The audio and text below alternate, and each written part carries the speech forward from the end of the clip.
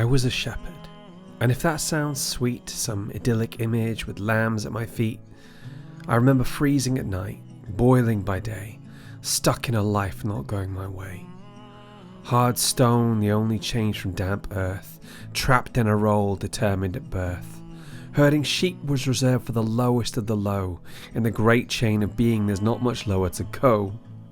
In my line I counted conmen, prostitutes and killers, adulterers and idolaters, own pocket fillers. So it left me bewildered, as I'm sure you can see, why an angel of the Lord should appear to me.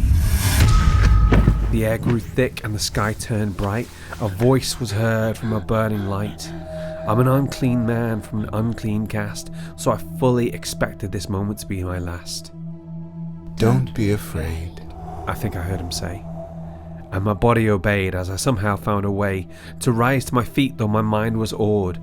I bring you good news, said the servant of the Lord. Each word felt like running into a wall.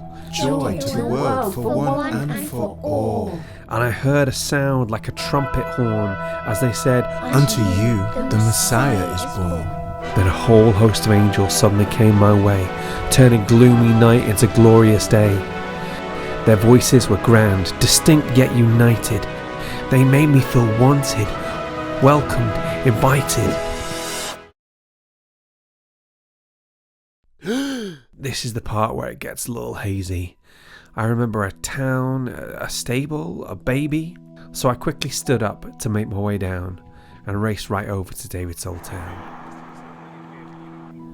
After many an odd talk with the townsfolk, I found the place of which the angel spoke. By the time I arrived, a crowd had amassed, so I patiently waited to be ushered in last. Out of these fine folk, I was clearly the worst, so it made no sense that I was called in first.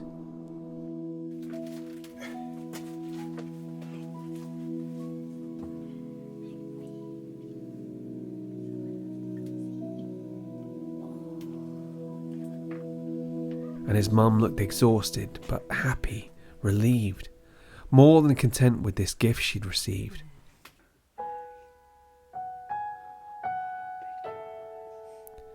And I saw the baby at the centre of the scene. He was wonderfully normal, if you get what I mean. Like the warmth of his touch had the power to heal. He made me feel things I wasn't ready to feel.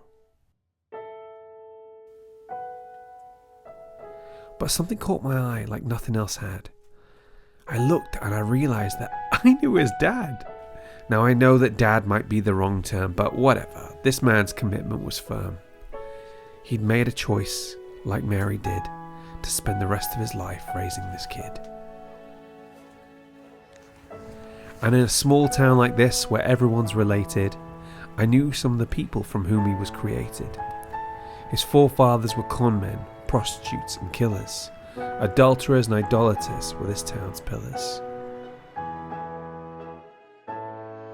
Yet Joseph was tasked with raising a king. And if all that was true, then it meant one thing: that God doesn't care who your family are, or if your path in life fell short of the bar. The Lord sees the heart, the scripture said, a thought I struggled to keep in my head. You see, God doesn't care if your past is in tatters. It's not where you're from, it's where you're going that matters.